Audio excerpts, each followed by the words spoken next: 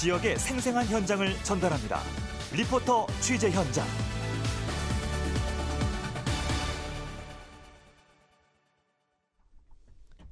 최유린 리포터 나와 있습니다. 어서 오세요. 네, 안녕하세요.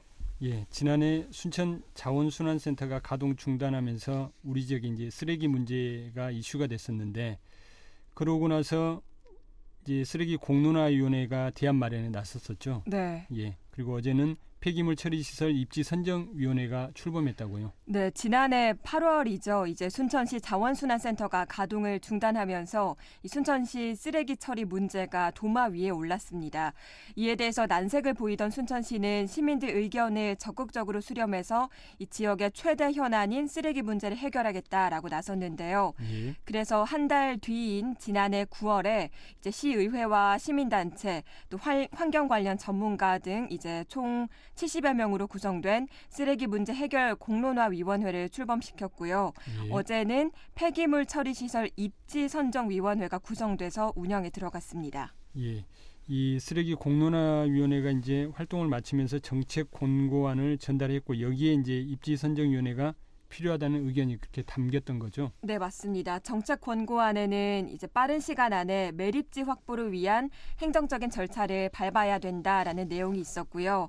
쓰레기 감량을 위한 다양한 처리시설 도입 검토, 또 순천시가 직접 운영하는 통합적 관리 기구와 또 자원순환 도시를 위한 민관 협치기구 설립을 포함한 총 6개 권고 내용이 담겼는데요. 예. 이에 따라서 이번 입지 선정위원회가 구성이 됐습니다. 이 순천시의 기존 쓰레기 관련 시설 현황 좀 궁금한데요. 네, 이제 다 아시는 것처럼 주암의 자원순환센터와 왕지 매립장 사용 기간이 임박했습니다. 이제 자원순환센터는 지난해 8월부터 4개월 동안 가동을 중단한 이후에 12월부터 다시 운영 중이지만 이 매립장이 과다 사용돼서 앞으로 1, 2년 사이에 운영이 종료될 것으로 보이는데요. 예. 그리고 왕지 생활 폐기물 매립장도 사정은 비슷합니다. 이 순천시 청소자원과 김원덕 팀장의 말 들어보시죠. 우리 순천시 생활 폐기물 매립장이 왕지동에 있는데, 그 왕지 매립장이 1991년에 조성이 됐습니다. 그러니까 한 30년 전이죠. 네, 그게 약 97%가 완료가 됐습니다. 그리고 나머지 한 3%가 있는데, 용량으로 보면 한 10만 세제곱평방미터. 우리 종량제 봉투를 직매립한다고 보면 약 1년 반 정도 밖에 사용할 수 있는 공간이 남아 있습니다. 그래서 저희들이 신규 매립장이 필요한 이유가 거기에 있습니다. 그래서 이제 신규 매립장을 위해서 이제 입지선정위원회가 구성된 거라고 볼 수 있겠는데, 위원회는 어떤 분들로 구성됐습니까? 네, 총 11명인데요. 시의원 2명과 관련 공무원 2명, 또 주민 대표 3명, 전문가 4명이 모였습니다. 이제 지난 순천시 쓰레기 문제 해결 공론화위원회 위원장을 맡았던 순천대학교 환경공학과 박상숙 교수가 이번 폐기물 처리시설 입지선정위원회 위원장을 또 맡게 됐는데요. 예. 박상숙 교수에게 위원회 역할에 대해서 얘기 들어봤습니다.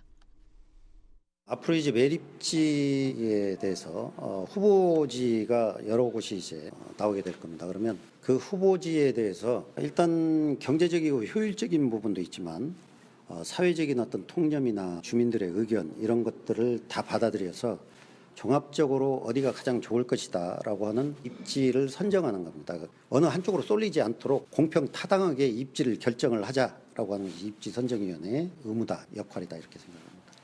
이 신규 폐기물 처리 시설 설치 필요하단 말 이번 처음 나온 건 아니지 않습니까? 네. 이 지난해부터 약 1년 정도 지금 시간이 흘렀는데, 순천시가 잡고 있는 새로운 시설 설치 방향 어떤 쪽인가요? 이제 순천시에서 발생한 폐기물을 바로 다 매립하는 게 아니라 재활용할 수 있는 건 우선적으로 다 재활용하도록 하고요.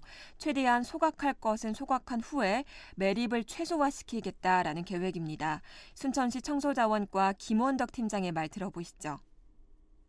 용량으로 보면 지금 현재 재활용 선별설은 순천시 같은 경우에는 일일 30톤 처리 용량이 있는데, 그거보다 배를 늘려서 60톤 처리 용량을 하고, 그리고 소각시설은 일일 200톤 처리할 수 있는 시설, 그리고 매립장 같은 경우는 단계적으로 추진을 하겠습니다만 장기적으로 보면 100년 이상 사용할 수 있는 이런 시설들을 설치를 하는데, 첫째는 최첨단 시설도 하겠지만 최대한 지역 주민에게 환경적으로 오염이 덜하는 시설을 할 수 있도록 하려고 합니다. 환경 부분을 특히 신경 쓰시겠다고 말씀하셨네요. 네. 이 폐기물 처리 시설 선정위원회가 이제 출범을 했는데 순천시는 신규 폐기물 처리 시설 입지 선정 시기를 언제로 보고 있습니까? 내년 연말이죠. 그러니까 약 1년 후입니다. 순천시는 2020년 12월에 입지 자리 위치를 결정하고요. 2023년에 착공해서 25년부터 운영에 들어갈 계획을 갖고 있습니다. 예. 그렇다면 이제 입지선정위원회 활동이 좀 본격화되는 건데 추진 일정도 좀 궁금합니다. 입지 후보지에 대한 타당성 조사 또 공청회, 설명회 개최하면서 지역 내에서 행정과 주민을 연결하는 역할을 할 텐데요.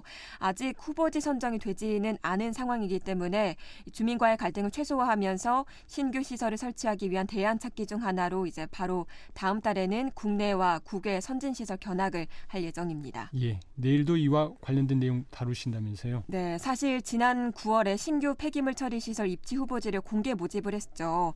별량면 도홍마을 한 곳이 접수했다가 철회 단계를 밟았습니다. 이제 기피 시설이라는 인식 또 주민 사이 갈등이 상존한 것으로 보이는데요. 내일 이 시간에는 갈등과 피해를 줄이기 위해서 입지 선정까지 어떤 과정이 필요한지 알아보겠습니다. 예, 기대해 보겠습니다. 오늘 내용 잘 들었습니다. 고맙습니다. 네, 감사합니다. 최일인 리포터였습니다.